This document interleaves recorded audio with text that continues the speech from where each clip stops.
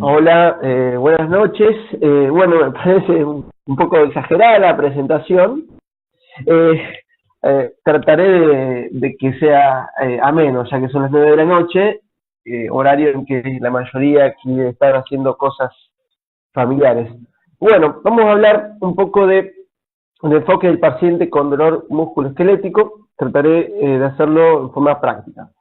Y para eso, lo primero que vamos a tener en cuenta es una paciente que todos aquí conocemos. Es decir, vamos a traer aquí a la que todos conocemos. Y ella es,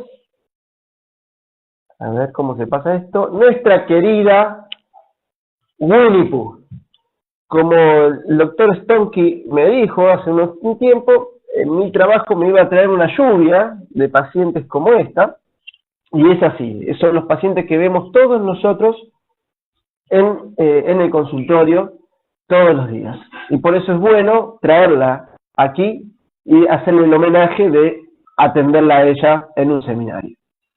Muy bien, Winnie, de 65 años, viuda, vive sola, ama de casa, consulta por dolor lumbar de 6 años de evolución, que es mayor durante la marcha. La mayoría del tiempo esta mujer está sentada, viendo novelas o sentada simplemente. Algunas de las palabras que ella dice en su relato, dice: me duele todo, todos los medicamentos me hacen mal, vengo a que me saque el dolor, usted es mi última esperanza. Al revisarla, vemos que su presión arterial está 140/100, impresiona triste, impresiona depresiva. En su relato por ahí se pierden algunos detalles, impresiona un poco lenta, por lo cual uno atisba así que impresión general una disfunción ejecutiva. Se ve obesa y con disminución de la masa muscular, por lo cual consideramos que está sarcopénica. Se encuentran algunos puntos gatillo en el glúteo medio derecho y también tiene dolor a la palpación de la piel de la zona, sobre el glúteo duele la piel y tiene un signo que se llama signo de pinzado rodado. Se ven rodillas en valgo en forma bilateral, el cual es mayor de uno de los lados, del lado derecho. Y tiene los pies pronados en forma bilateral y también los pies están pronados mayor del lado derecho. Después vamos a ver qué importancia tiene esto.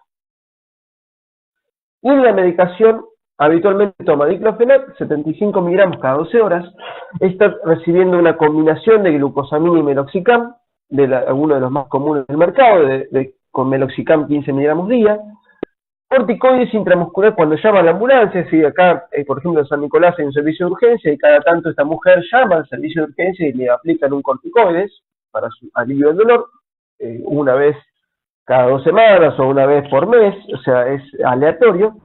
Y como antihipertensivo toma losartán e hidroclorotiazida en combinación. Y como para su dislipemia utiliza atorvastatina 10 miligramos diarios. Entonces, bueno, ¿cómo podríamos resumir este cuadro clínico? Bueno, antes que nada, primero lo primero. Es decir, antes que nada, lo primero que tenemos que pensar ante un paciente que nos viene por dolor de cualquier índole, incluso cualquier paciente que viene al consultorio a vernos, son las banderas rojas. Es decir, ver si esta paciente en el examen físico y en la interrevista tiene banderas rojas. Al momento, por lo menos por la entrevista y por lo que yo he contado, no tiene banderas rojas. Pero por ahí hay que pedir ciertos estudios para estar seguros de que esto sea así. Pero tener siempre en cuenta esto. Por ejemplo, suponiendo que el dolor fuese de tipo inflamatorio y no mecánico, como acabo de mencionar, o que el dolor, la persona hubiese perdido peso, o que el dolor le impediría incluso caminar y estar solamente acostado, uno pensaría en una fractura vertebral, es decir, buscar banderas rojas, o un síndrome anémico, buscar todo eso. Muy bien. Para la evaluación de este paciente vamos a hacer un enfoque integral. El primer punto es considerar su medio ambiente, escenario y su cultura. Es decir, esta es una paciente jubilada que vive sola en un medio sociocultural intermedio, pero con no gran ingreso por día, por mes, perdón, y tampoco con gran familia continente. Entre sus factores psicológicos y creencias, que sería el segundo punto, hay que considerar el componente DADI, que es el componente dolor, ansiedad, depresión e insomnio. Es decir, es muy frecuente la asociación del dolor crónico con la depresión, y los pacientes con dolor crónico, más si no saben qué es lo que les está pasando, es frecuente que también tengan ansiedad. A su vez, el año pasado, en una conferencia, en la conferencia DADI, el doctor Brenner agregó un componente que es la disfunción ejecutiva y le empezó a llamar DADI-D, a lo cual, debido a lo que estudié últimamente, le podríamos agregar el componente de obesidad, que casi siempre está asociado a disfunción ejecutiva por ciertas cuestiones metabólicas, y está asociado a ansiedad y a depresión. Entonces podríamos tener un DADI-DEO. Eso sería el terreno de nuestro paciente.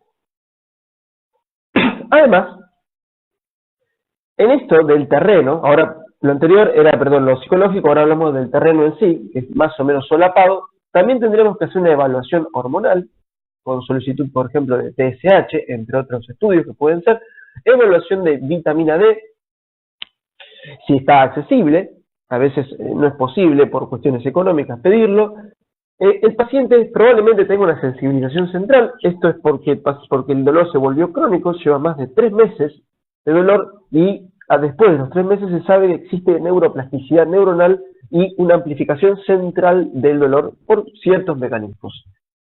Es muy probable que tenga una alteración del descanso nocturno, esto siempre hay que preguntarlo. Es probable, o por lo menos hay que preguntarlo, que tenga un hábito constipado, porque eso aumenta el dolor lumbar. Y además hace que nosotros tengamos que tener cierto cuidado con la administración de opioides, porque le van a aumentar ese hábito constipado si no hacemos algún tipo de protección. Y también tenemos que tener en cuenta lo que se conoce como metainflamación, que es la inflamación del síndrome metabólico. Algunas palabras para ampliar un poco el tema de obesidad y dolor. Hay un libro que se llama Pain Comorbidities, que lo hemos escaneado, el grupo GABA lo tiene, que es muy interesante. Uno de los capítulos se llama Obesidad y Dolor, es de la IASP, y hay varias cosas que sacan en conclusión. Primero, la obesidad genera sobrecarga mecánica de las extremidades inferiores, lo cual es lógico. La asociación más frecuente de obesidad es con artrosis de rodilla. Los pacientes obesos estadísticamente tienen más síndromes dolorosos y las embarazadas presentan una prevalencia más del 50% de dolor lumbar que las no embarazadas. Una cuestión de peso, una cuestión de la hiperlordosis y varios otros mecanismos. En cuanto a la metainflamación, este es un tema muy interesante que está bastante de moda. Esto es inflamación no mediada por ciclooxigenasas, es decir, dar un antiinflamatorio a un paciente con metainflamación no le va a servir. Le va a servir para un dolor por ciclooxigenasas.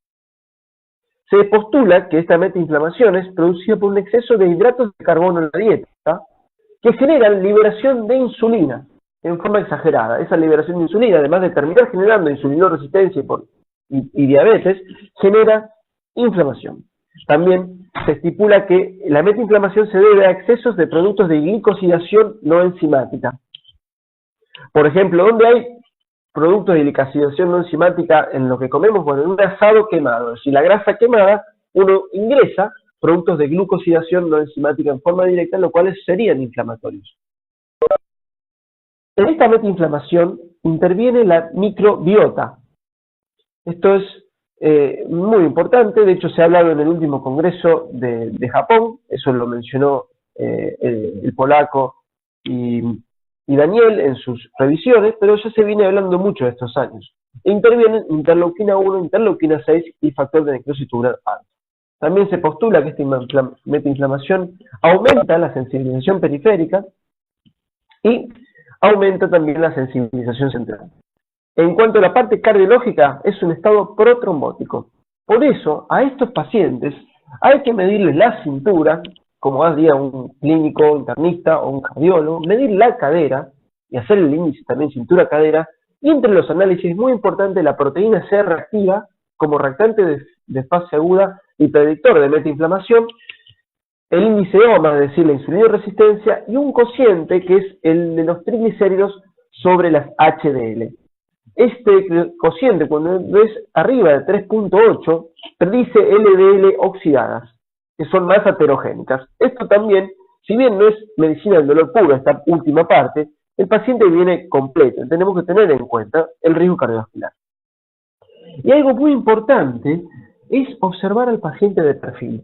En el último congreso de la SAOTA, en una conferencia, se mencionó que existen varios fenotipos de pacientes. Y estuvo muy bueno porque yo fui como médico internista y medicina del dolor y había cosas que eran parecidas a lo que nosotros veíamos en medicina del dolor. De perfil hay que ver, tenemos un fenotipo en el cual el paciente puede tener glúteos en buen estado y panza. Eso es un paciente que tiene cierta toxicidad. Ahora, si el paciente tiene panza y encima no tiene glúteos, es decir, obeso y sarcopénico, se conoce como lipotóxico. Y ese tiene más propensión a los fenómenos aterotrombóticos y mayor metainflamación. Es decir, y se puede hacer fácil en el consultorio. También, en este punto, ya se está sabiendo la importancia de la dieta en cuanto al gluten. Y cada vez hay más trabajos que avalan la sensibilidad al gluten en pacientes no celíacos. El gluten, más allá de la insulina y de las harinas que liberan insulina y la metainflamación, el gluten por sí mismo es inflamatorio. Hay varios trabajos, muchos trabajos al respecto. Muy bien, ahora vamos a ver un poquito, saliendo del terreno, a la enfermedad actual, es decir, el dolor que el paciente trae. Recordemos que dijimos, para recordar, que tenía puntos gatillos en el glúteo medio derechos, un valgo de rodillas bilateral mayor del lado derecho y pies pronados en forma bilateral mayor del lado derecho. Bueno, el glúteo medio y glúteo menor son músculos que son estabilizadores de la pelvis y permiten la marcha en la fase de apoyo monopodal, es decir, cuando tenemos una pierna sobre el piso y la otra pierna levantada. Es un músculo esencial para la marcha y que puede doler. A ver si pasa. Generalmente los dolores del glúteo medio o síndrome miofascial dan dolores en la cara posterior y lateral de la nalga. Es una causa común ignorada de dolor lumbar. Bueno, como dije, la estabilización de la pelvis en fase de apoyo monopodal y es uno de los aductores o el aductor más importante de la cadera, es decir, el separador de cadera. Es muy importante ante un paciente con un síndrome miofascial del glúteo medio valorar bien la cadera, es decir, ver las rotaciones internas, las rotaciones externas, la flexoextensión, la separación y la aducción. Es muy probable o es altamente frecuente que un problema de glúteo pueda venir de la cadera y que tengamos una artrosis de la misma. La primera rotación que se altera en una artrosis de la misma habitualmente es la rotación interna. El síndrome miofascial del glúteo medio generalmente aparece con un dolor durante la marcha, es un dolor mecánico y también puede dar dolores por compresión al dormir sobre ese lado. Es decir, el paciente no puede dormir sobre ese lado, parecido a lo que le pasa cuando tiene una tendinopatía del supraespinoso que no puede dormir sobre el lado o por el apoyo, porque comprime el punto gatillo y le genera dolor. Y también puede dar dolor al dormir sobre el otro lado, pero en este caso por tracción de un músculo acortado y dolorido. Y también estos músculos pueden dar dolor al desplomarse del asiento. Es decir, por ejemplo, cuando alguien con síndrome miofascial del glúteo medio se sienta a ver la televisión, mal sentado, con la cola bien adelante y las piernas en rotación externa, eso apoya el glúteo medio y le puede generar dolor. Este es el patrón de distribución típico. Las cruces son los lugares donde uno puede palpar y genera el patrón referido del glúteo medio. También en la marcha podemos ver lo que se llama marcha de Trendelenburg, que es una marcha tambaleante, parecida a la del mono cuando camina, pues justamente porque no tiene glúteo medio, o justamente a todas estas señoras mayores que cuando caminan por la calle uno las ve que se tambalean por esa debilidad del glúteo y aumentan la base de sustentación. Y dicen, en la consulta siento instabilidad y muchas veces van al neurólogo pensando que tienen algo neurológico. Lo que tienen es debilidad del glúteo medio. Esto es lo que se puede. Por eso hay que verlos caminar. También otra forma de hacerlo es hacerlos parar en una pierna y medir la altura de las caderas y ver cómo una de las dos alturas de las caderas cae. Ese sería el signo de tener miembro. Otra maniobra para ver la debilidad del glúteo medio es hacerle hacer una pequeña sentadilla en posición monopodal. En esta foto se ve cómo esta mujer hace una rotación interna del fémur y un valgo de rodilla y un pie pronado cuando se flexiona un poquito la rodilla en una pierna. Esto es un signo muy fácil de ver para ver debilidad del glúteo medio. Bueno, la palpación del glúteo medio también puede hacerse en decúbito lateral con una almohada entre las piernas. También debemos ver diagnósticos diferenciales y más que diferenciales asociados. Es muy frecuente que un paciente con dolor en el glúteo medio le pueda doler el glúteo mayor, en este caso va a estar restringida la flexión de la cadera, porque el glúteo mayor es extensor, síndrome miofacial del glúteo menor, ahora voy a ver una lámina de cómo se ve, síndrome del piriforme o piramidal, el cual puede dar el dolor o a veces puede comprimir el nervio ciático, dando un síndrome similar a una radiculopatía. El diagnóstico diferencial lo podemos hacer en este último caso en el consultorio desgatillando el músculo piramidal. Si el dolor del nervio o de la radiculopatía típica S1 desaparece con el desgatillamiento y se va a la SEG, esto era un síndrome del piramidal y no una hernia de disco. Y se puede hacer en el consultorio, si hay, pero hay que tener cierta habilidad, pero se aprende. Y lo otro es que no tenga una disfunción sacroiliaca asociada. Para ello hay pruebas asociadas, como la prueba de Patrick-Favere, esa es una prueba en la cual se lleva la cadera a flexión y a abducción y duele en la parte de atrás, y lo que es más simple, el paciente se pone el decúbito ventral con una almohada por debajo del abdomen y se palpan las sacroiliacas. Eso es una maniobra simple. Después hay otras maniobras. Y si uno quisiese ser más exquisito, puede hacer un bloqueo con anestésicos, y después repetir las maniobras a ver si esto se le va. Este bloqueo, si bien puede hacerse sin guía ecográfica o sin guía tomográfica, si el paciente es flaco lo puede hacer así y comprobar. Y si no, se puede hacer con ecografía, si uno tiene acceso a más tecnología.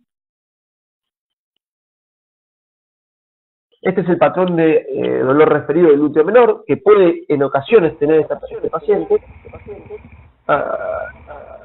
Se escucha ahí retorno, no sé qué pasa. Bueno, espero un momento porque siento, me vuelve el sonido.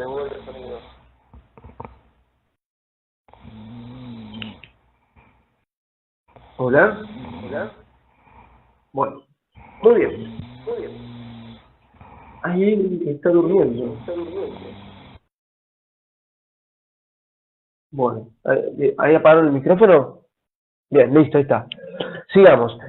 La clave para diferenciar un síndrome miofacial del glúteo menor de una ciática recibe, primero, la radiculopatía L5, ¿sí? La radiculopatía L5 va a tener puede tener alteración de los reflejos, y al igual que la radiculopatía LS1. Pero una cuestión importante es que el patrón de dolor, el comportamiento no es igual, es decir, no hay un descriptor tan neuropático, tan típico de neuropático, y además respeta el dolor miofacial no va a tomar las articulaciones, es decir, por ahí salta las articulaciones, y el S1 no llega a la planta del pie, y el reflejo S1 aquí ya no es normal, y uno los desgatilla y el dolor se va. Este es el piramidal, que ya lo mencioné, así que no voy a repetirlo. Bueno, una pregunta importante que uno se debe hacer es si es casual que el dolor sea del lado derecho. Acuérdense que tenía un pie por el lado derecho y tenía una rodilla valga más del lado derecho. Entonces, algo está pasando del lado derecho que no pasa del lado izquierdo. ¿Qué ven en esta mano? Fíjense en esta lámina. Bueno, esta es otra utilidad que se le puede dar a un recetario de opioides. Este es el recetario de opioides de provincia de Buenos Aires. Y fíjense aquí, este paciente, en la lámina de mi derecha, no sé cómo lo ven, el paciente está nivelado. y en la lámina de la izquierda, en la cual le ponemos el realce en la pierna izquierda, cómo se exagera el efecto. Este paciente tiene una heterometría de miembros inferiores, franca, y si ustedes ven, el pie izquierdo está más pronado que el derecho.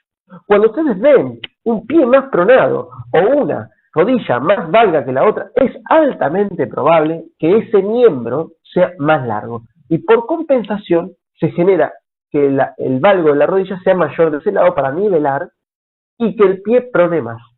Por lo tanto, viendo esto, la disfunción, que a veces se habla del tibial posterior, es en algunas situaciones una compensación a una diferencia de altura de miembros. Y esto después vamos a ver, tiene importancia a la hora de corrección de esto.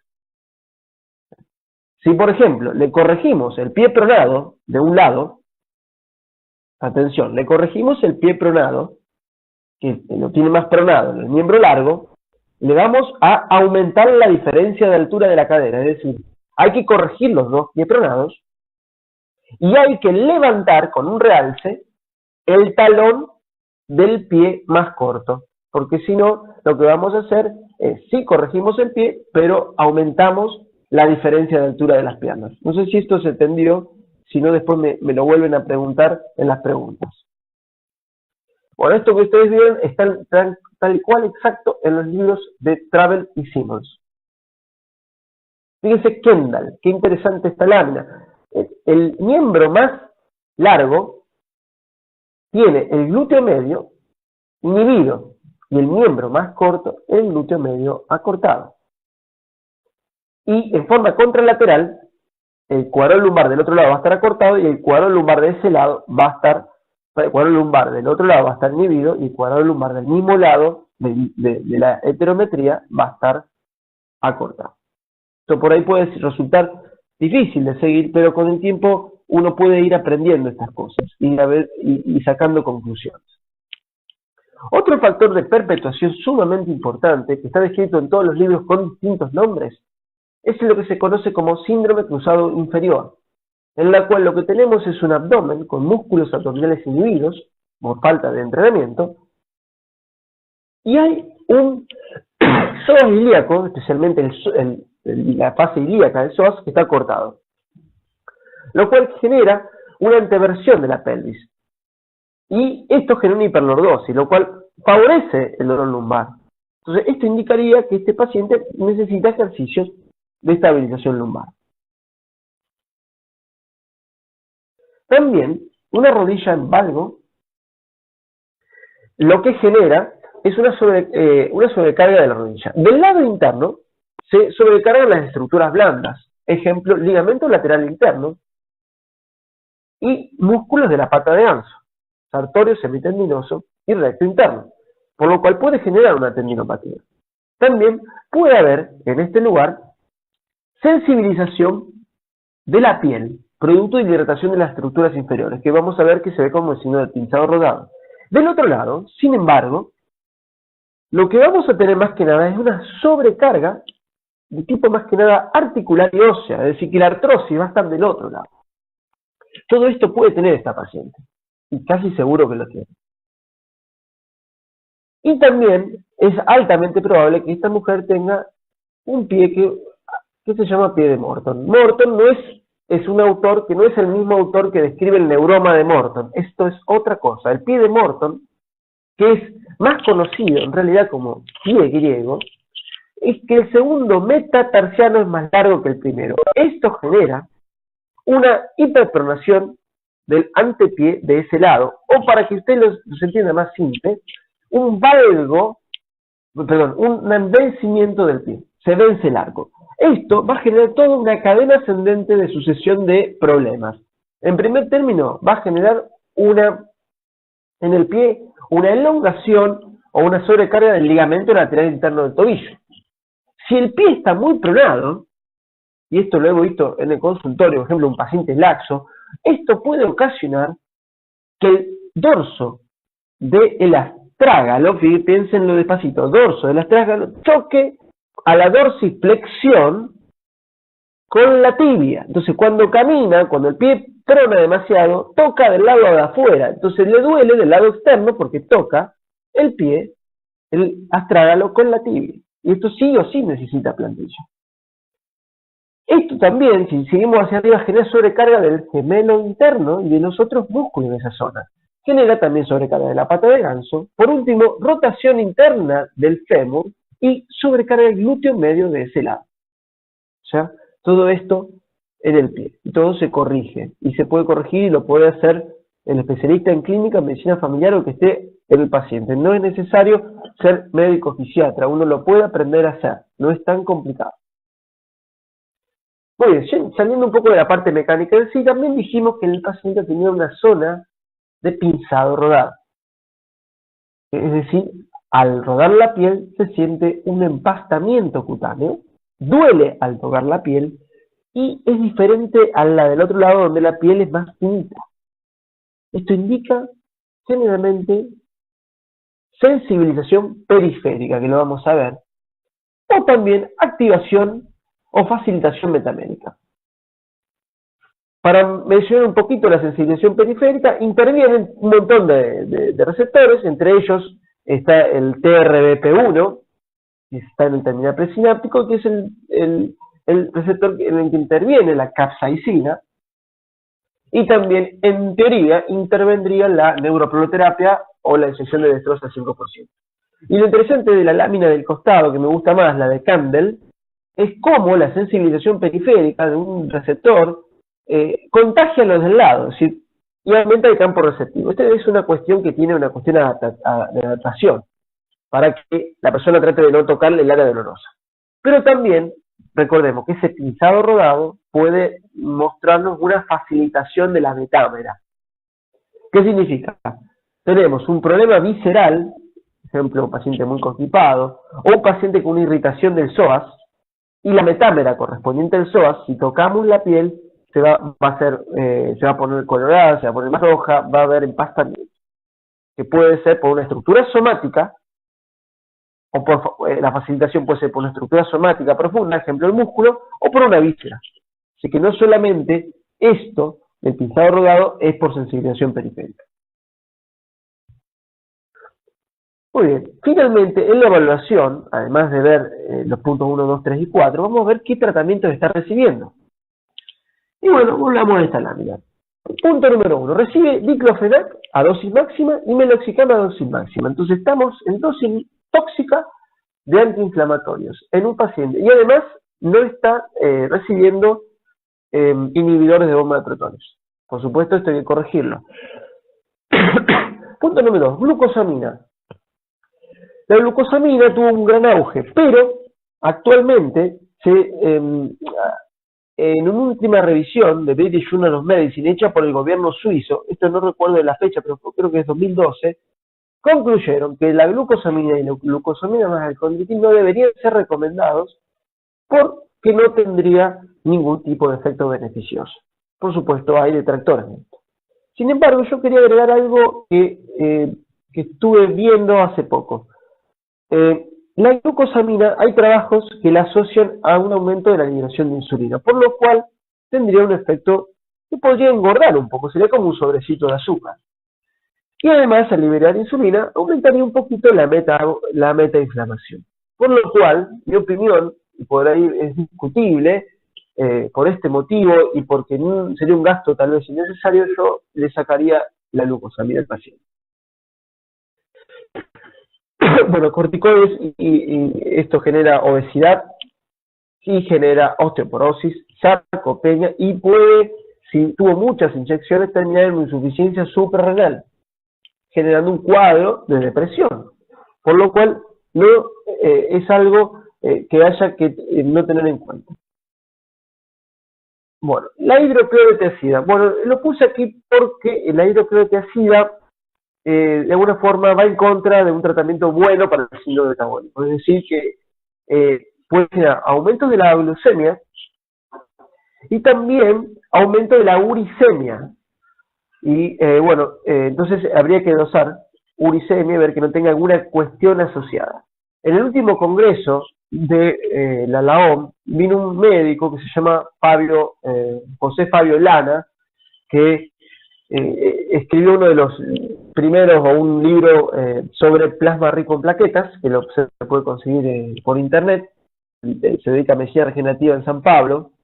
Bueno, él, dentro de las cuestiones que jerarquizó, y lo mencionó como algo muy importante, es tratar de retirar la hidroclorotiazida antes de hacer algún tipo de tratamiento regenerativo. Ya sea, en esta gente hace más que nada hialurónico PRP.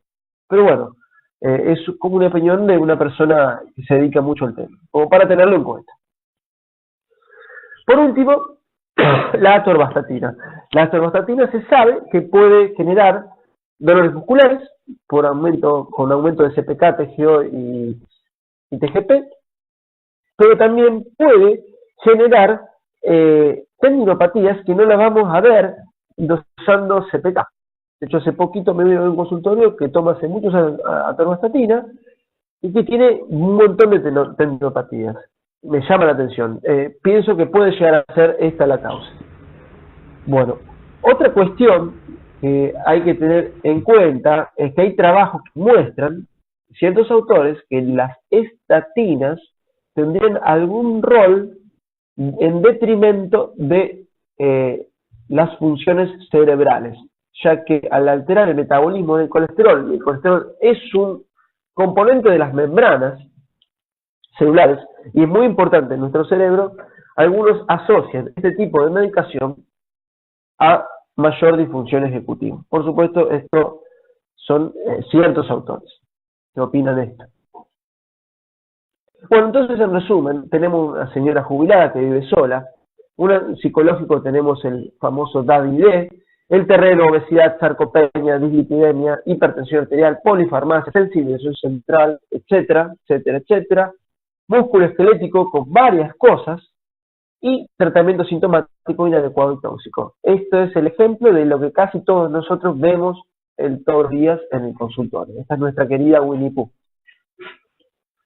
Entonces, a esta paciente, ¿qué le solicitaríamos? Algunas cosas ya lo dije, entonces, bueno, lo vamos a ir rápido.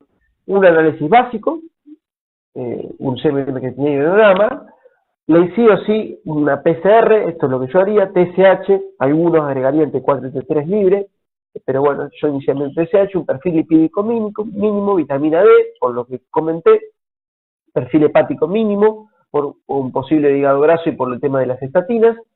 Sí, le haría un dosaje de OMA, hemoglobina glicosilada, que también es un criterio diagnóstico, y si tengo o viene con un análisis anterior, con una glucemia alterada le pedimos prueba de tolerancia a la glucosa con medición de insulina basal a la hora y a las 2 horas. Uricemia, CPK, orina completa, y también esta paciente que está con diurético, no estaría de más pedirle una magnesemia. Hace poco estoy también solicitando otros estudios, no a todos los pacientes, de hecho todavía tengo poca experiencia, pero estoy pidiendo en estos pacientes que están síntomas medio depresivos, que tuvieron corticoide en forma crónica, les estoy pidiendo dosaje de cortisol 8 o 18 horas, dosaje de cortisol libre urinario de 24 horas, y si alguna de estas cuestiones viene alterada, a veces pedimos cortisol salival de 23 horas, y también algo que estoy teniendo mis primeras experiencias en pedirlo, con ciertas dudas todavía, es de hidroepiandrosterona sulfato, para valorar síndrome de fatiga suprarrenal y para que puede ser como consecuencia de un estrés crónico, producto de un dolor crónico.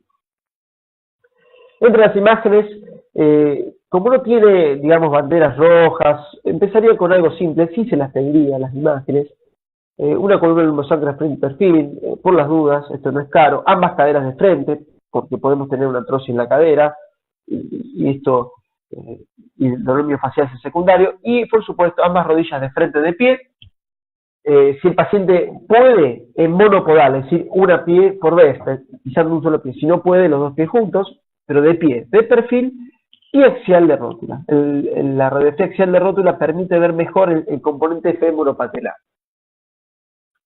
¿Cuál sería la conducta terapéutica? Bueno, vamos. En primer término, consideraremos su medio ambiente, escenario y cultura, es decir, no pedir algo que el paciente no vaya a hacer ni que no tenga acceso a hacerlo. Si hacemos esto, el paciente se va a angustiar porque no puede hacer un tratamiento. Así que hay que medir bien lo que vamos a hacer, y si lo va a entender y si lo va a poder hacer. El segundo punto, que es muy importante, es la parte psicológica, algo ya hemos hablado. Bueno, yo de acá voy a puntualizar el tema de la reprogramación del paciente. En esto lo que quiero explicar, que hay que explicarle al paciente que lo que tiene no es grave y que va a llevar un tiempo mejorar, que la vamos a ayudar, pero que va a tener que formar parte del equipo terapéutico. Así que no se nos tire el problema solamente a nosotros. Y hay trabajos al respecto de lo que nosotros le decimos al paciente, tiene gran impacto en la impresión que tiene sobre el dolor de espalda. Fíjense, en el London Family of Medicine han estudiado esto, que es lógico, pero hay gente que se ha puesto a estudiar. Entonces, no nos menospreciemos. Muy bien, dentro del terreno es sumamente importante, para completar lo que dije antes, en Intramed hay una entrevista muy buena que se le hizo al doctor Julio Montero, que es uno de los principales miembros de la SAOTA, y que tiene un libro, que el que lo quiera me lo puede pedir, lo tengo en PDF, que se llama Alimentación Paleolítica en el siglo XXI, donde habla un montón de los cambios de la alimentación del ser humano, y cómo ciertas sustancias nos generan problemas, y habría que volver a una alimentación más natural. Este médico no dice que hay que volver al paleolítico, sino que algunas, como los fanáticos de la dieta paleo, pero que uno podría tener ciertos conceptos de este tipo de alimentación. También hay un capítulo en un libro que también se los puedo dar, que se llama La dieta antiinflamatoria. Esto es otra línea, pero lo que tienen en común es que ambas líneas tienen como importante la reducción de los hidratos de carbono, y especialmente las harinas refinadas y los azúcares refinados. Lo que yo le escribo al paciente en la primera consulta, esto ya es personal, le digo que reduzcan las 5P, pan, pastas, pizza, papa y postres, y las 3A, azúcar, alcohol y arroz y cereales. Y les digo que vamos a tener una consulta especial de nutrición, esto lo hago yo directamente, en la cual, si el paciente está de acuerdo, les hago un plan intensivo de dieta con reducción de carbohidratos. Pero se los pregunto, cuando el paciente vino por dolor, y a veces no entienden que la nutrición es importante. Entonces hay que buscar el timing para introducir esto, que es sumamente importante para que el paciente mejore de verdad. Suplementación. Hormonal, hormona tiroidea si necesita, vitamina D en dosis cada 2 meses o cada 3 meses, o a veces se hacen de diferentes formas o en gotas, esto hay diferentes formas. Complejo multivitamínico, esto lo hago en forma empírica. Si veo que el paciente no se alimenta bien por cuestiones empíricas, les doy, por ejemplo, un Supradil Forte por día, y si va a ser Prolo o PRP, le agrego 1 gramo de vitamina C por día. Si no, no le agrego. Y si veo que el paciente come poca carne, pocos huevos, y lo veo medio sarcopénico, le agregamos proteína de suero en forma de whey protein. En cuanto a esto, proteína de suero, el que más sabe de todos los que están aquí escuchando es Santiago Millara, que es el que me ha enseñado todas las marcas que hay marcas mejores, marcas peores. Él le gusta mucho ese tema y sabe mucho más que yo. Pero igual lo podemos discutir después si quieren. Bueno, sigamos. En la parte sintomática, esto es fundamental. El paciente se tiene que ir con algo que le alivie un poco el dolor hasta que resolvamos su problema. Entonces, una opción es empezar con paracetamol 1 gramo hasta 2 veces al día. Esto puede ser hasta 3 veces al día, según los autores. O la vieja querida dipirona, de 500 miligramos hasta 4 veces al día. Le podemos agregar un gel antiinflamatorio en la zona del dolor. Y yo a esta paciente en particular le empezaría con algo de pregabalina 25 miligramos a la noche para ir ascendiendo. De acuerdo al nivel de dolor, y si el paciente va a poder venir pronto, tal vez le agregue en la primera consulta algo de tramadol. A veces le agrego, a veces no. Eso lo veo. Y no le digo que saque los AINES, que los vaya sacando de a poco. Porque es un error que sacar de pronto el antiinflamatorio.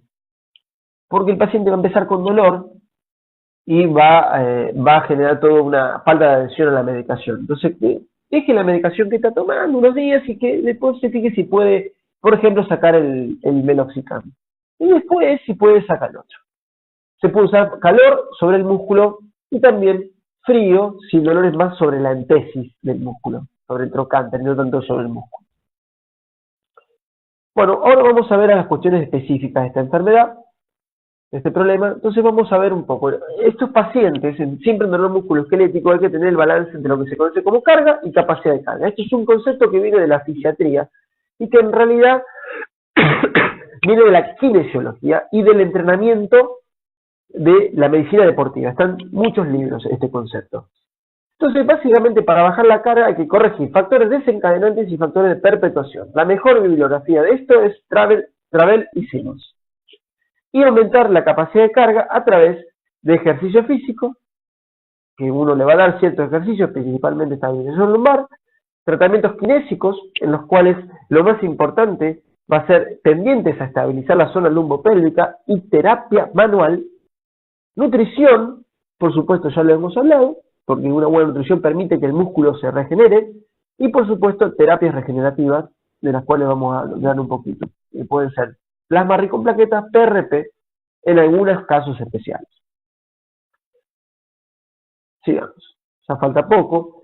Bueno, para bajar la carga, cosas simples. Calzado adecuado, es decir, intentar que la señora use zapatillas. No es fácil, porque hay resistencia a esto. Le voy a dar una zapatilla tipo que tenga una buena cámara de aire o sistema de gel, con un talón reforzado, para que el pie no se le vaya, y un buen sistema coronado. No es necesario que sea tan cara, no va a salir a correr la paciente, pero bueno, si puede comprarse una buena, mejor. Reducción de peso, ayudas técnicas. En este punto es muy importante ver si va a requerir un bastón o no, y saber qué tipo de bastón, eso no me quiero extender. Y por supuesto, plantillas. Dentro de la plantilla, lo que vamos a intentar hacer es levantar el arco interno, porque está pronado, y además, como ya hemos mencionado, corregir la heterometría, es decir, levantar el talón de la pierna menos doblada, sería, o de la pierna corta, para que compense el problema. A lo mejor con esto, esta mujer le va a doler mucho menos. Bueno, esto ya lo hemos mencionado, lo paso. Bueno, otra de las medidas, además de las plantillas, es poner una almohada entre las piernas, una postura correcta para usar el pantalón, ponerse el pantalón sentada, para evitar que se caiga y que claudique el glúteo cuando está parada. Una buena medida es una pelotita, en este caso lo hemos hablado en el curso de dolor osteomielítico este año. Yo dije en mi clase, por error dije una pelota de tenis, y atrás había un especialista en educación postural y dijo, no, la pelota de tenis es muy dura. Y la verdad que tenía razón, y es una pelota blanda, para que el paciente se automasajee. Una pelota blanda puede ser útil, o algo para que hay rodillitos también que pueden servir. Otra de las cuestiones que existe es la elongación con spray en frío. No es algo que yo haga, pero puede hacerse. El spray que se utiliza los futbolistas cuando se lesionan. Esto está muy bien establecido. Y después, también, si está muy, muy dolorida, podemos, y si sabemos, hacer un desgatillamiento con inyección de anestésicos locales en los puntos de gatillo, y el paciente se puede ir bien del consultorio. Esto funciona bastante bien. Otra cuestión que funciona bastante bien y que la he usado con bastante éxito en el consultorio es el TENS sin poner aguja, ¿sí? A high TENS, a alta frecuencia, a veces afloja un paciente muy dolorido. Y algo que me gusta mucho y que lo uso ocasionalmente es TENS, que se llama, es decir, se pone una aguja de acupuntura en el punto gatillo y se conecta con unos cocodrilos el electroestimulador, igual que el TENS, pero percutáneo. Esto es fantástico para desgatillar.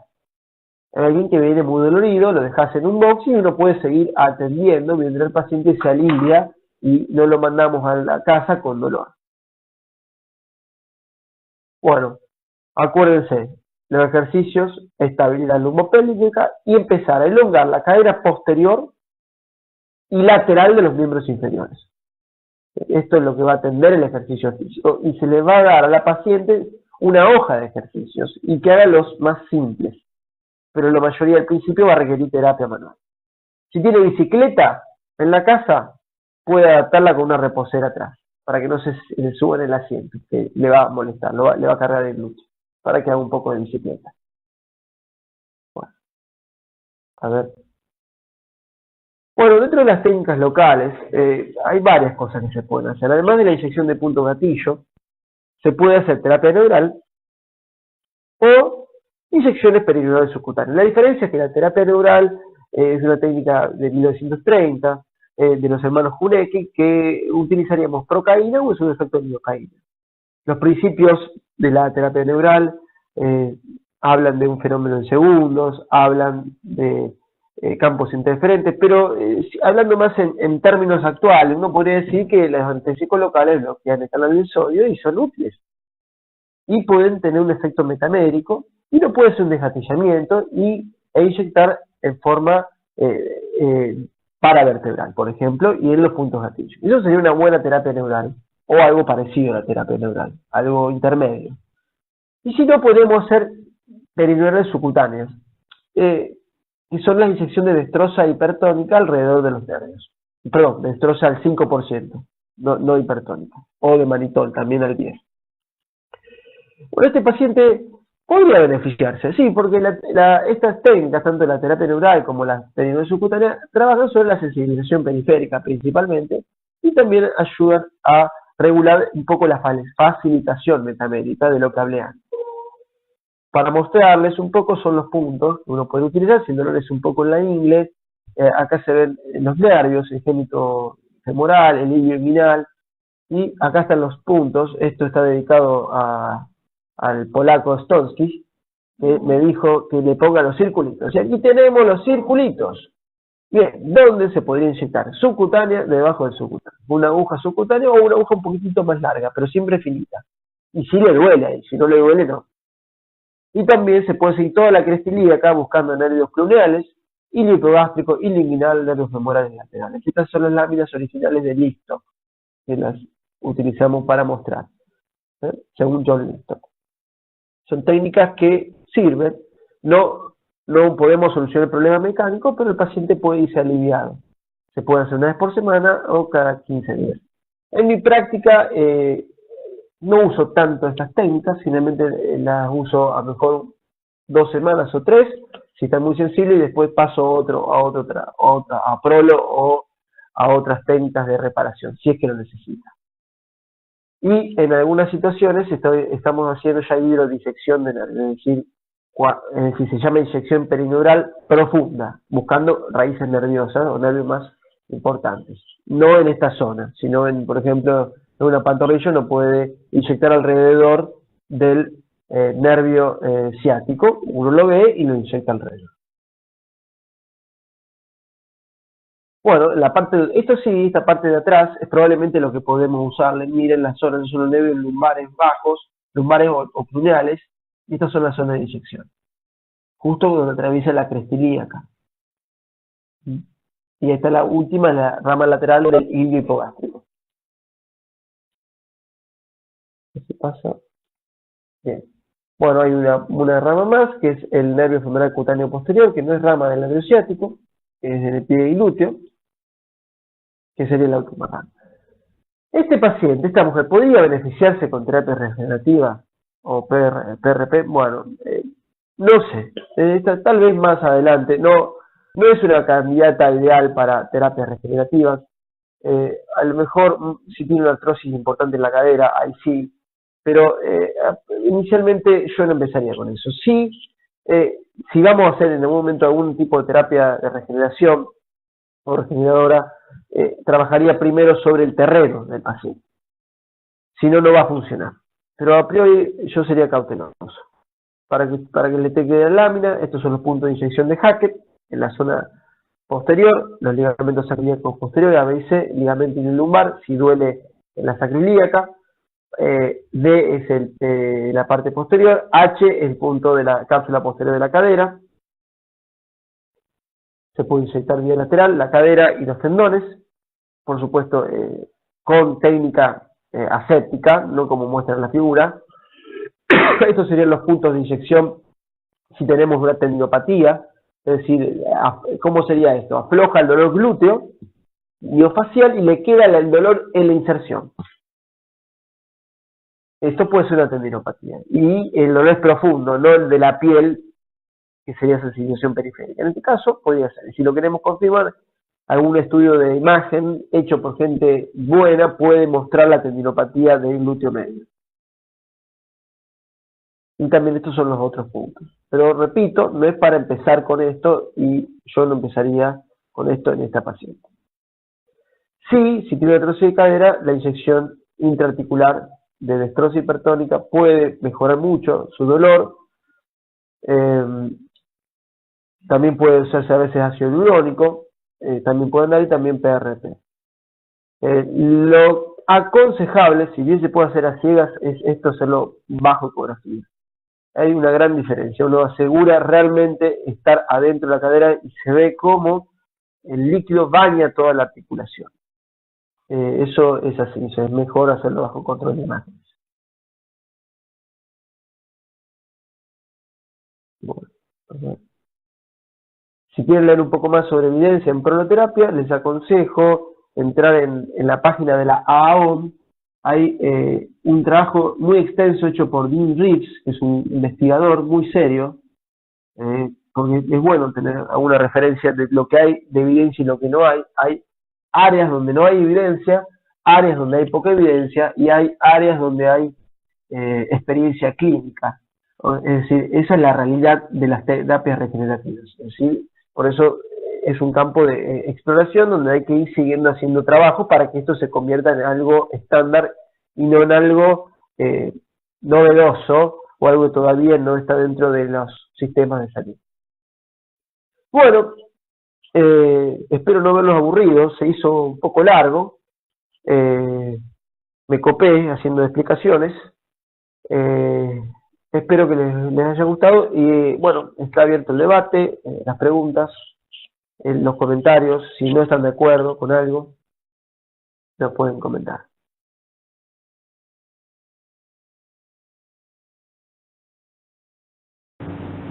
Bueno, Emilio, vamos a empezar por responder algunas de las preguntas que quizás estén en el chat. Así que vos tenés abierto tu chat, ¿lo estás viendo? Emilio, a ver, ¿me oís? Sí, lo abro, lo estoy viendo. Sí. Está abierto el chat, pero bueno, no veo preguntas. A ver. Voy a conectar tu micrófono. Bueno, si hay alguien que quiere hacer una pregunta, directamente la puede colocar escrita en el chat.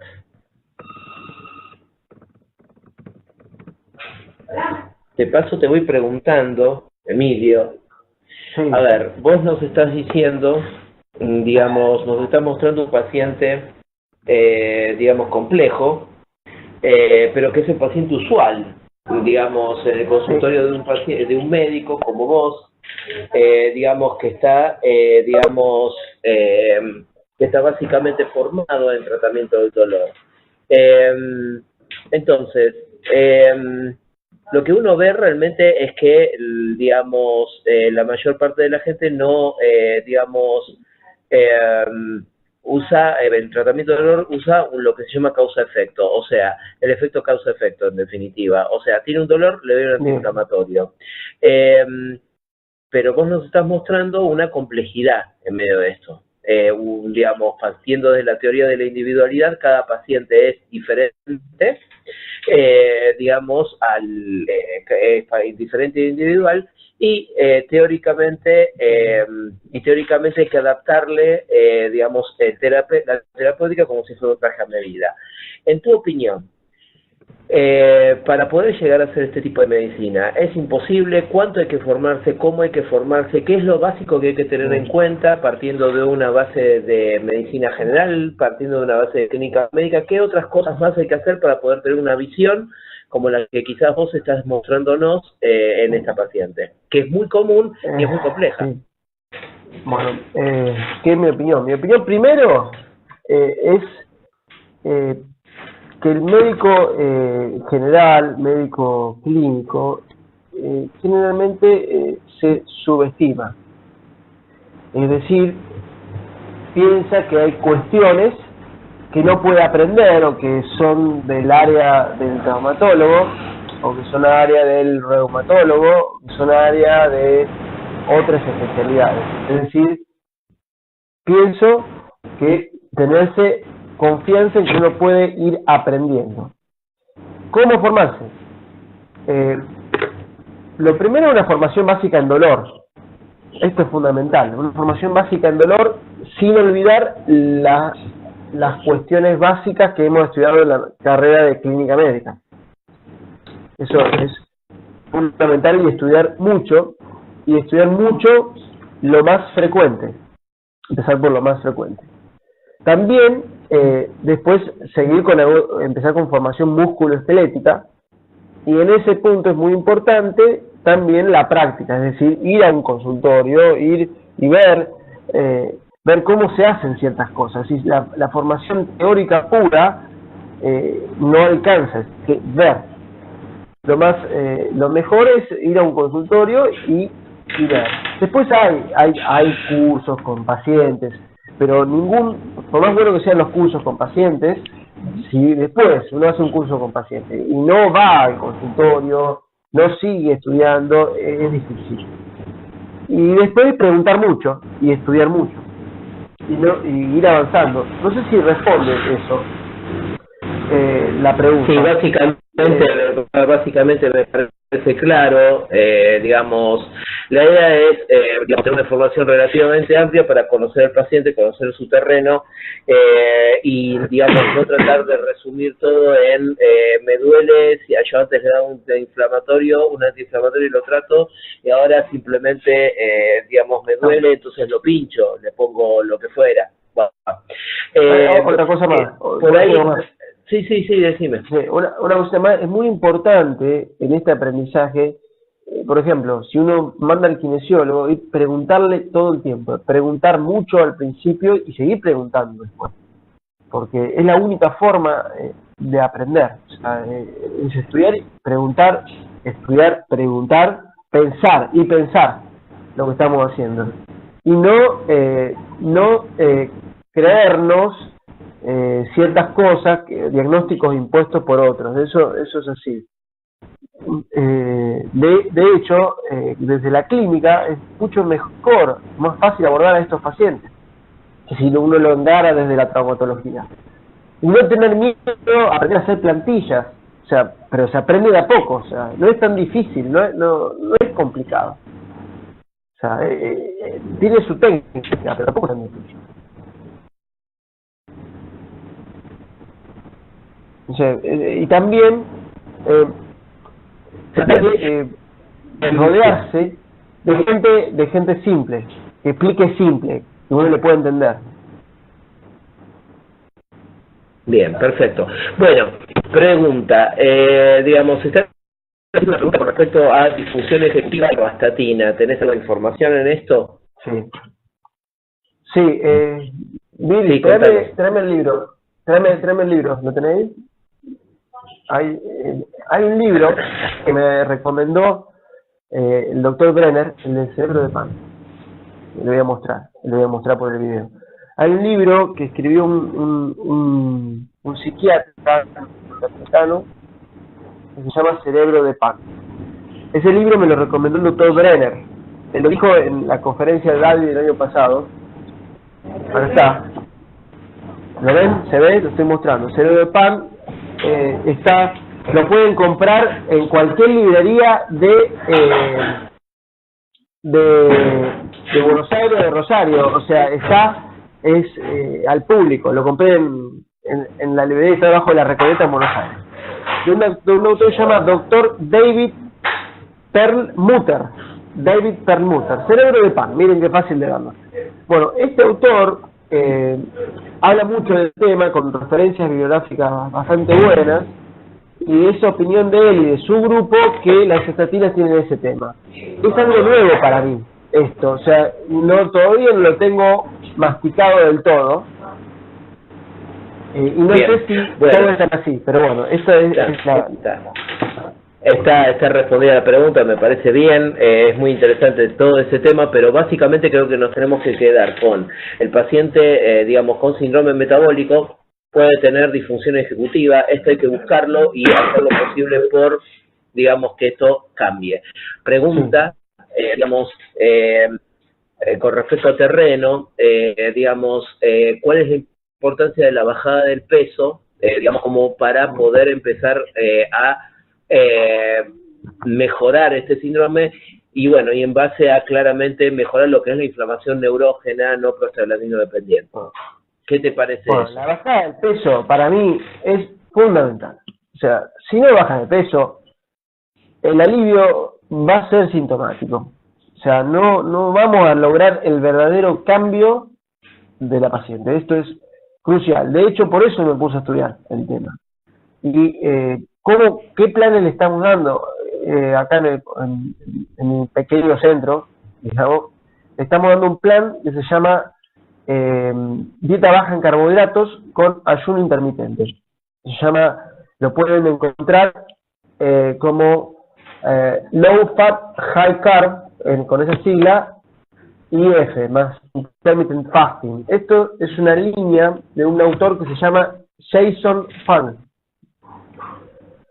Jason Fung tiene en internet un blog que se llama Intensive Dietary Management, que es muy bueno, y hay un libro que todavía no he leído, se llama The Obesity Code, que está a la venta, todavía ese no lo tengo, o sea que no lo he leído, y tiene unas clases que están libres en internet, que se llama La etiología de la obesidad, en su blog de Jason Fung en YouTube. Bueno, entonces, un plan que tiene muy bajo contenido de hidratos de carbono con ayuno intermitente. ¿Qué es el ayuno intermitente? Para que se entienda, no es que no va a comer, es que desde la noche del día anterior hasta el almuerzo del día siguiente no puede comer ningún hidrato de carbono. Entonces el desayuno no tiene que tener hidratos de carbono. De forma tal que el paciente baje de peso. Y tiene que tener buena cantidad de grasas. Las grasas no son un problema, y proteínas normales. En realidad, eso sería una dieta más parecida a la del ser humano, según el doctor Montero, y no la dieta con 60% de hidrato de carbono, que es la que se recomienda todavía. O sea, de hecho, no estoy de acuerdo con ese lineamiento actual. Entonces estamos haciendo esto. Y los resultados son espectaculares. Anda muy bien, perfecto. paciente le bajan bien. Bien, entonces, síndrome metabólico, básicamente, digamos, la clave en patología osteomioarticular, digamos, con esa mezcla de síndrome metabólico, obesidad, sarcopenia, y bueno, en cada una, no sé si a vos te parece que en cada uno de los órganos y sistemas, lo que es la inflamación neurógena va a tener su cara. Por ejemplo, digamos, a nivel del páncreas, la inflamación neurógena te va a generar diabetes tipo 2, la inflamación neurógena a nivel de la amígdala y de núcleos de la base te va a generar depresión, la corteza prefrontal también, a nivel del tendón te va a generar tendinopatía, tendinosis y entesopatía insercional. Entonces, creo que esa es la visión que tenemos que empezar a tener y no solo la visión causal. ¿Cuál es tu opinión en esto? Que esto resume un poco de las preguntas que están haciendo. Es así. Yo estoy de acuerdo completamente. Por eso pienso que la parte de nutrición o lo trabaja uno mismo o tiene alguien que sepa realmente esto y colabore en el equipo. Si no, no vamos a hacer un tratamiento real del dolor. El paciente va a salir con la insulinoresistencia, hiperinsulinemia, va a tener sensibilización, va a tener sustancia P por todos lados, mayor riesgo cardiovascular, más inflamado, y cada vez más drogas, cada vez más medicamentos. O sea, no lo curamos nunca. Perfecto. Y bueno, acá hay una pregunta sobre, digamos que los clínicos nos cuesta repasar medicina musculoesquelética y, digamos, todo lo que son, medicina musculoesquelética. A ver, medicina musculoesquelética, es importante el paciente que trate dolor crónico, o sea, ver la inserción de los músculos, ver el examen físico, ver armar el síndrome, ver lo que son las maniobras evocadoras del dolor, en cada uno de los y cada uno de los dolores qué tipo de componente tiene, si tiene un componente visceral, miofacial, neural, visceral, tendinoso, entesopático. ¿Te parece que hay que desglosarlo? ¿Hay alguna forma de saber bien esto? ¿Es importante saber semiología? Sí. Además de anatomía. Sí. Primero, a ver, si un traumatólogo pudo aprender semiología ortopédica, nosotros que somos clínicos, que seríamos los semiólogos, no podemos no aprenderlo. No es tan complicado lo básico, pero hay que sentarse a estudiar el libro de semiología ortopédica. A mí me pasó que medio que no sabía bien de dónde leer al principio, entonces leía de todos lados. Bueno, entonces mi conclusión es la siguiente. Libro base importante es el Hoppenfeld. Es un libro recontra fácil. Para empezar, es decir, ABC, Hoppenfeld, 1979. Es semiología, digamos, for dummies, como dicen en Estados Unidos. Y es muy bueno, y no es largo. Entonces yo empezaría por ahí, me lo leería entero. De hecho, lo leí entero y lo lees en poco tiempo. Y después se puede seguir con otro, como que puede ser Travell y Simmons. Pero Travell y Simmons es medio largo, o sea, es más largo. Pero base ese. Después, consultorio con alguien que conozca de semiología, el curso DOMA, obviamente. Y a ver qué otro más. Hay otro libro que se llama Klaus Buchuk, que también es un libro muy lindo de semiología, fácil, eso estaría bueno. Y sí o sí, el médico que haga leyéndolo tiene que saber las cuestiones básicas de semiología ortopédica, que es la mayoría de lo que vamos a ver, es la mayoría de las consultas, entonces hay que saber. Eso es así. Bien, acá están preguntando con respecto a las plantillas, ¿en cuánto tiempo se pueden ver resultados básicamente con el tema de la condecoración de las plantillas y el realce? Con respecto a baja carga, con respecto a eso. Bueno, eso es muy variable. Depende primero de la magnitud de la diferencia de altura de las piernas, otro de la sensibilidad del mismo paciente. Generalmente es bastante rápido, o sea, que sienten el alivio. Es como cuando le das un bastón a un paciente. Si el dolor tiene mucho que ver con la heterometría, corrigiendo la heterometría, el dolor va a mejorar muchísimo. Ahora, si el paciente tiene el dolor y la heterometría es algo más de ese dolor, ¿sí? Si es algo más de ese dolor, no va a mejorar todo con eso, porque es algo más. ¿Se entiende lo que quiero decir? O sea, si no se ve rápido, si no, puede tardar un poco más en verse, porque hay que corregir otras cosas. En cuanto al realce, generalmente si es menos de 1 centímetro se puede poner adentro de la plantilla, en la plantilla. Y si es más de 1 centímetro, habría que ponerlo ya en el calzado, y que sea completo, para que no le quede el pie inclinado, es decir, se llama pie equino. Pero si es menos de 1 centímetro se pone adentro. No sé si responde, es muy variable, no lo tengo digamos, tendría que fijarme en mis pacientes cuánto tiempo tardaron, pero si realmente eso es la causa, le mejoran rápido. Bueno, no, claro que sin duda, ese es un cambio de hábito, un cambio de postura, un cambio de calzado, un cambio de, digamos, de eje, un cambio de, digamos, todo termina cayendo en la matriz, ¿no? Sí. No corregir toda la diferencia en un toque. Por ejemplo, si le faltan 2 centímetros, hay 2 centímetros de diferencia, no corrijan 2 centímetros, corrijan 1. Y esperen a que se readapte el cuerpo, su engrama motor se adapte a ese cambio. Porque si no, le va a doler. Si le cambias todo, se va a sentir raro el paciente. ¿Se entendió eso?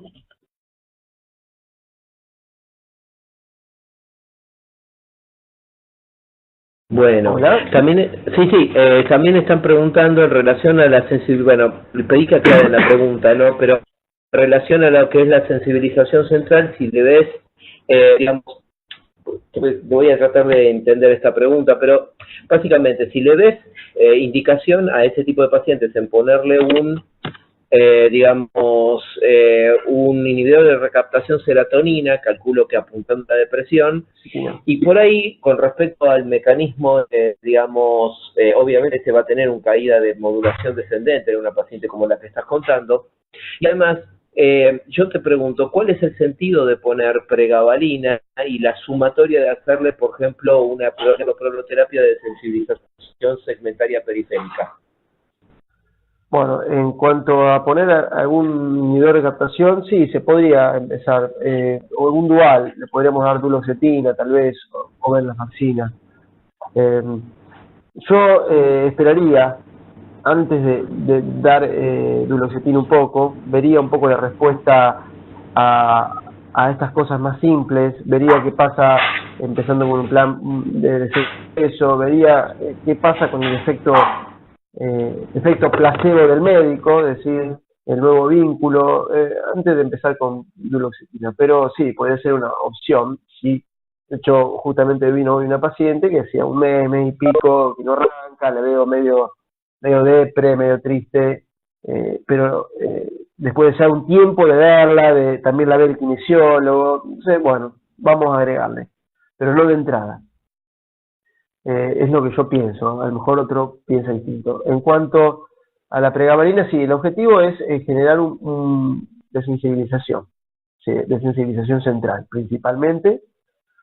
La pregabalina actúa a nivel del asta, del asta posterior, de la médula, es decir, en los, ¿cómo se llaman? Los antagonistas calcio, bueno, no me sale el nombre, los voltajes dependientes, y tiene que ver con su unidad de calcio, tiene que ver con los NMDA. Si está una paciente sensibilizada, estaría bueno valinizarla un poco, o mejor un tiempo. ¿Para qué le diríamos neuroprolo? Y para tratar de con poca dosis de pregabalina que consigue efectos, sería la analgesia racional y balanceada, con un medio no invasivo y algo mínimamente invasivo. Y a lo mejor, bueno, hay que ir titulando. Bien. O sea, lo que está buscando es, exacto, ampliar la ventana y buscar sinergia, este es el objetivo. Sí. Ampliar ventanas buscando sinergia con el mismo mecanismo. Bien, bárbaro. Igual no le haría neuroprolo la segunda consulta. La tercera le haría. Me esperaría un poquito. Bien. Le rezaría un par de veces. No es verle pinchar. Bien. Paciencia. Hay que tener paciencia. Hay que tener paciencia con las inyecciones. ¿Alguna diferencia en cuanto a los resultados de Destrozal 5 con Manitol al 10, con la neuroprolo del estar La pregunta es una pregunta que se hacen todos los que hacen esto. Yo nunca usé Manitol al 10%, lo he leído, y los médicos como Lisa Smigel han tenido experiencia. Entre los médicos que hacen esto, porque esto ya es experiencia, no hay trabajos que comparen realmente, Destroza con Manitol. No hay trabajos al respecto. Algunos dicen que tienen mejor resultado con Manitol, otros tienen mejor resultado con Destroza. Algunos le agregan bicarbonato a la Destroza. No hay trabajo. Lo que sí, en mi opinión, o sea, no sabría responder si uno es mejor que otro, pero el Manitol no viene al 10%. Viene creo que al 25%. Hay que hacer una dilución, claro. Ya es un paso más complejo. Es más fácil el Destroza al 5 y chao. Bien. Pregunta que te hago yo. Te hago una pregunta. Vos hablaste de lo que es el síndrome del cruzado inferior. Inhibición del glúteo, inhibición de, de lo que es la cincha abdominal, ¿sí? Y acortamiento psoas, ¿no? ¿Cuál es el umbral? La idea es, ¿cómo yo puedo hacer para, básicamente, reforzar ese músculo? ¿Cuál es la terapéutica puntual, le bajo la carga, le aumento, lo regenero? ¿Cómo hago? ¿Cómo entra ahí los efectos de control motor? ¿Cómo entra ahí el aumento del tono del transverso? ¿Cómo entra ahí el refortalecimiento de un glúteo que está comprometido? Bueno, el síndrome cruzado inferior, o pelvis basculada hacia adelante, tiene varios nombres, o sea, el que lo llama así es Chaitov. Pero está en todos los libros esto, con otros nombres. O sea, bueno, ahí está, lo estoy poniendo en la lámina, por si lo están viendo. Bueno, ahí está, ahí lo encontré. Bueno, ¿cómo hago para mejorar los que están inhibidos? Bueno, hay medidas, cuando uno le habla con estos pacientes, son nuestra querida Winnie Pooh está siempre sentada. No hace nada de ejercicio, o sea, de hecho, lo que tiene una franca debilidad del transverso, que es lo que más fácil uno se puede acordar, y un músculo que se llaman multífidos, que los que, por las dudas, no están en el Rubier como multífidos, son los transversos filosos en Rubier, literatura inglesa, multífidos. Ejercicio que se le puede dar para hacer la casa es soplar con la boca entreabierta, como para que contraiga, así, como para que contraiga el transverso, y eso se le puede enseñar en el consultorio poniéndole la mano en el abdomen. Incluso cuando uno les enseña, no se dan cuenta, o sea, les cuesta hacer ese pequeño gesto de soplar con la boca entreabierta, es difícil. Pero bueno, eso es un ejercicio. Otro ejercicio simple es levantarse y sentarse de la silla. O sea, si bien no es exacto para el transverso, ya con que se levante y siente, para levantarse, la señora tiene que activar el transverso. Miren qué pavada. Levantarse y sentarse, y le hago hacer unas sentadillas. Glúteo, sarcopenia, glúteo es levantarse y sentarse. Y también pueden ser ejercicios pavos de agarrar objetos alejados. No se me ocurren cosas que pueda hacer. Por ejemplo, le das una pesita de 1 kilo y que la tenga separada del brazo. Entonces solita la señora va, si está parada, a contraer el transverso. O levantarse, si no puede, agarrada de la silla, para que contraiga. Otras cosas que se pueden hacer es que le haga hacer ejercicio de control motor. O sea, además de esto, ejercicio de control motor a cargo de un kinesiólogo que le haga hacer estos mismos ejercicios y otros más avanzados bajo supervisión. Eso más que nada eso de soplar. Soplar y contraer. Maniobra de Valsalva, como para ir de cuerpo. ¿Sí? Eso es lo que tiene que hacer la señora, básicamente. No sé si responde. Está claro, pero bueno, esa es la indicación puntualmente de, digamos, del ejercicio. ¿Cuántas veces por día? ¿Cuántos días por semana? ¿Cómo se terminaría una indicación de ejercicio? ¿Qué dosis? Bueno. A la señora, la dosis, le digo a la señora, bueno, los ejercicios esto de soplar, hágalo todos los días. Todos los días, 2 veces al día, y empiece soplando 10 veces. Empiezo ahí, después le aumento. Y después le hago hacer lo mismo en el consultorio, a ver si lo hizo, a ver si lo hace, a ver si lo entendió. Y después le voy a ir subiendo. Que empiece bajito y que vaya subiendo. A lo mejor no es el volumen que necesita. No va a alcanzar con 10 veces que sople 2 veces al día.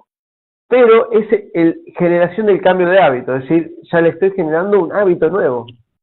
Y 10 veces es mejor que 0. Entonces que empiece con 10 veces, 2 veces al día. Y le digo todos los días. A lo mejor no lo va a hacer todos los días. Probablemente lo haga 4 veces a la semana. Pero yo le digo todos los días. En cambio, si le hago hacer sentadilla, levantarse y bajarse de la silla, eso sí, día por medio. O 4 veces a la semana, para que no se sobrecargue, porque es un ejercicio de mayor carga. Los ejercicios de elongación de cadena posterior y lateral, les doy algo escrito para que traten de hacerlo. Es difícil porque les cuesta. Le doy lo que le dimos a los alumnos en el DOMA, básicamente. Y les marco los más fáciles, porque algunos son difíciles. Eso sí, le digo que lo hagan todos los días, 2 veces al día, los estiramientos que mantengan la posición por lo menos 30 segundos, 3 veces de cada lado.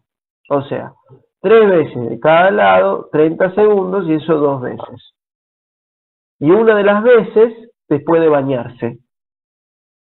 De paso se baña, que le afloja la musculatura. Y le da modulación descendente. Bueno, Emilio, última la idea es, vos dijiste no suspender los antiinflamatorios, entendiendo y explorando la ventana. ¿Cuánto tiempo, si una señora como esta viene tomando Diclo 75 2 veces por día, muy probablemente con síndrome metabólico, daño renal eventual, hipertensión, etcétera, cuánto tiempo se los dejas y cómo temperarías esa dosis de 75 cada 12? Y última pregunta para terminar, porque ya estamos al borde del knockout. Bueno, lo primero que le diría, bueno, primera semana que saque el Meloxicam, total yo le doy paracetamol y un gel para pasarse. Trato en lo posible de que venga la siguiente semana, ahí le pido los análisis, que venga igual, esto se lo digo, venga igual aunque no tenga los análisis. Y se lo escribo en la indicación, porque si no, por ahí están un mes para que le autoricen los análisis, el paciente perdió adherencia y no empezó. Bueno, y después me fijo, si con esa medicación y con el toque de pregabalina pudo sacar el Meloxicam, la segunda semana le digo, bueno, ahora en vez de tomar 2,75, toma 1. Y le digo que venga en 1 o en 2. Entonces, y la tercera semana, si le pudo subir un poquito la pregabalina, o le agrego algunas gotitas de tramadol, le pego, a ver qué pasó. Le empecé a lo mejor a hacer neuroprono. La tercera semana le digo, saque el Ignosferal. Y se toma 1 si le duele mucho. Cosa de que no tenga miedo a tomar 1 de vez en cuando. Y bueno, y hasta lograr que lo saque. Si tengo que subir, darle un poco más de tramadol, le doy tramadol y lo sacamos. Eso sería más o menos el esquema. Es medio artesanal la cosa. Pero se lo saco de a poco. Eso me lo enseñaste vos, polaco. Bueno, Emilio, excelente Ateneo, sí. Muchísimas gracias. Te queremos agradecer todos los que te escuchamos y somos tus compañeros en el esfuerzo que pusiste en estos últimos, ¿cuántos años estudiando dolor? Y empecé en el año 2009. Bueno, 2009, estos últimos 7 años estudiando, habiendo hecho todos los cursos, habiéndote formado inquietamente en todo esto. Así que gracias por tu esfuerzo, gracias por el huevo que le pones y gracias por todo lo que pones el conocimiento de lo que es Doma. Así que muchas gracias. Realmente creo que Emilio es un tipo que hay que imitar, porque este es un camino largo, difícil, pero que realmente da frutos en el paciente. Así que bueno, muchas gracias Emilio, gracias por compartir todo esto y bueno, el año que viene te invitamos para otro Ateneo de alguna otra parte del organismo de Winnie Pooh o quizás de un atleta, ¿no? Que nos tocaría también, ¿sí? Bueno, gracias. La próxima, por ejemplo, sería una hiperlax. Bueno. Me gustó mucho. Bueno, eso ahí sí que hay un desafío. Bueno, muchas gracias y gracias es durísimo. Por aguantar. Nos vemos el año que viene entonces. Gracias a todos y bueno, un abrazo Emilio. Chau, chau.